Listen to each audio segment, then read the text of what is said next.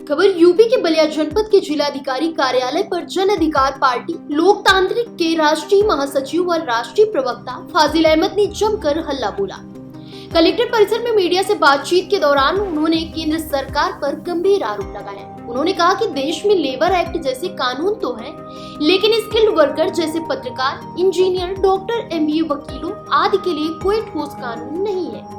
उन्होंने कहा कि प्राइवेट कंपनियां आउटसोर्सिंग के नाम पर गलत तरीके से भर्तियां कर रही हैं, जो असंवैधानिक है। सरकार निजीकरण को बढ़ावा दे रही है ताकि आरक्षण के तहत नौकरियों की मांग न की जा सके। फाजिल अहमद ने कहा कि सरकार की मंशा आरक्षण को समाप्त करने की है, जिससे दलित, आदिवासी और पिछड़े वर्ग के बच्चों का भविष्य बर्बाद किया जा सके। उन्होंने आरोप लगाया कि यह सब एक सोची समझी साजिश के तहत किया जा रहा है, जिसे जन अधिकार पार्टी बर्दाश्त नहीं करेगी और इसके खिलाफ सड़क से संसद तक संघर्ष करेगी।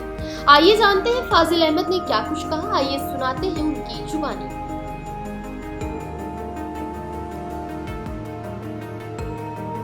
गार्ड 12 घंटे की ड्यूटी करते हैं।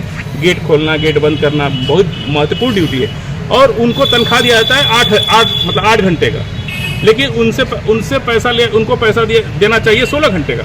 ये तो बहुत अच्छा है। मैं बलिया की, इसीलिए मुझे गर्व है कि मैं बलिया, आप लोग जो बात सोचते हैं, बलिया के पत्रकार लोग जो बात सोचते हैं, राष्ट्रीय स्तर को ऐसे पत्रकार लोग नहीं सोच पाते।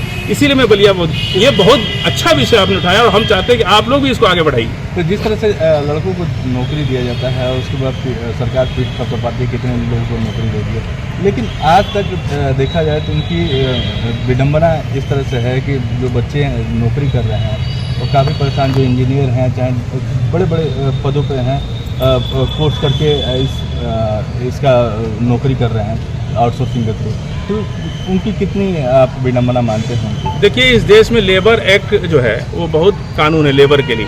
अनस्किल्ड वर्कर्स को हम लेबर कहते हैं, लेबर के लिए बहुत कानून है। पर स्किल्स वर्कर जिसमें पत्रकार है, इंजीनियर है, एमबीए है, डॉक्टर है, पत्रकार है, वकील है, ऐसे लोग जो पढ़े लिखे हैं, वो जब किसी यहाँ नौकरी करते हैं, उसके लिए देश में कोई कानून नहीं है। उसके लिए कोई कानून नहीं है। लेबर एक्ट में वो कवर नहीं होता क्योंकि वो स्किल वर्कर है। इसके लिए हम लोगों ने लगातार, जब खड़गे साहब लेबर मिनिस्टर थे, मैं तब से प्रयास कर रहा हूँ कि अनऑर्गेनाइज सेक्टर में जो पढ़े लिखे लड़के हैं, जो स्किल्स वर्कर हैं, उनको बाकायदा, जैसे एयरटेल के लड़का नौकरी कर रहा है पर उसे जो अपॉइंटमेंट लेटर मिलता है वो एयरटेल का नहीं मिलता है, किसी आउटसोर्सिंग कंपनी का मिलता है। यह बिल्कुल इलीगल है। यदि कोर्ट में चैलेंज किया जाए तो ये पूरा जितना अपॉइंटमेंट हुआ है सब खत्म हो जाएगा। कोई कानून नहीं बना देश के अंदर जिसके तहत ये लोग अपॉइंटमेंट कर रहे हैं इलीगल तरीके से, बिल्कुल इलीगल है। और हमें तो बड़ा अफसोस होता है कि सरकार ये काम कर रही है। चलिए, प्राइवेट कंपनी कर रही तो कर रही है, सरकार आउटसोर्सिंग पर, केंद्रीय विद्यालय में टीचर रखे जा रहे हैं आउटसोर्सिंग पर, ऐसा नहीं हो सकता। ये बिल्कुल इल्लीगल है। आप मानवीय संवेदना को क्षुण्ण कर रहे हैं, आप गलत कर रहे हैं और यही बात जो है मैं बार बार कहता हूं और ये लोग गलत कर रहे हैं बिल्कुल।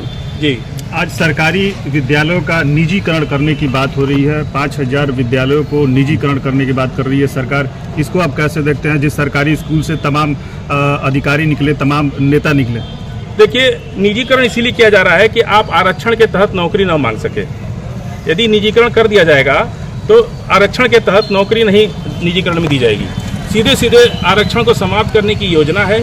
आरक्षण समाप्त करना चाहती है सरकार ताकि उनको दलित, आदिवासी, ओबीसी, एससी, एसटी के जो बच्चे हैं वो उनसे गोबर फेंकवा सकें, गुलामी करवा सके, उनका पूरा जीवन बर्बाद कर सकें। और इसी गुलामी की, देश में जो गुलामी प्रथा पहले से चली आ रही है, उसको वापस पुनर्जीवित करने के लिए ये कॉन्ट्रैक्ट एग्रीमेंट लिया गया है। और जितने भी आरक्षण, यदि आप स्टेट बैंक या किसी भी सरकारी बैंक में जाएंगे तो आपको आरक्षण के आधार पर नियुक्ति होगी, लेकिन प्राइवेट बैंकों में कोई आरक्षण के आधार पर नहीं है। यदि निजीकरण ये करना चाहते हैं तो सरकार को अपने आप त्यागपत्र दे देना चाहिए। इसका मतलब कि आप सरकार चलाने में अक्षम हैं। यदि आप कहते हैं ना कि सरकारी बाबू अच्छा काम नहीं करता है, सरकारी अफसर अच्छा काम नहीं करता है, यह तो सवाल फिर सरकार पर होता है कि सरकार जो है अपने को अक्षम मानती है, अपने को गुणवत्ताहीन मानती है, गुणविहीन मानती है, वो नहीं सरकार चला सकती, इसको इस्तीफा दे देना चाहिए। लेकिन कभी भी आप निजीकरण किसी भी चीज का खराब होता है। आपने रेलवे का निजीकरण कर लिया, देख लिए क्या हाल हो गया। आपने टेलीफोन विभाग का निजीकरण कर लिया, देख लिए क्या हाल हो गया। मनमाना पैसा वसूला जा रहा है, मनमाने तरीके से 60 सेकंड का 55 सेकंड किया जाता है। आपने हर चीज में निजीकरण कर लिया। सफाई में आप देख लिए निजीकरण। कहीं निजीकरण का करने का मतलब कि जो निजीकरण की वकालत करता है वो आरक्षण विरोधी है, आरक्षण के खिलाफ जाकर के वो आरक्षण को समाप्त करने की योजना बना रहा है। ठीक है।